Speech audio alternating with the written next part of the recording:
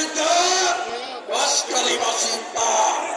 আমরা ধানের শীষের পক্ষে বাঁশখালীর প্রতিটি অলি গলি মহল্লায় জাফর ইসলাম চৌধুরীকে নিয়ে যাবে দশে দাঁড়িয়েছি, মানুষের দুয়ারে দুয়ারে গিয়েছি।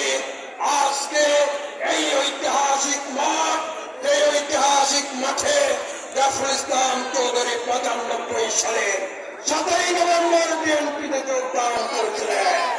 এই ঐতিহাসিক মাঠ ২০২২ সালে রাজকীয় বিদায় বাঁশখালীবাসী জাফর ইসলাম চৌধুরীকে ৯ই নভেম্বর এই ঐতিহাসিক মাঠে দিয়েছিলেন।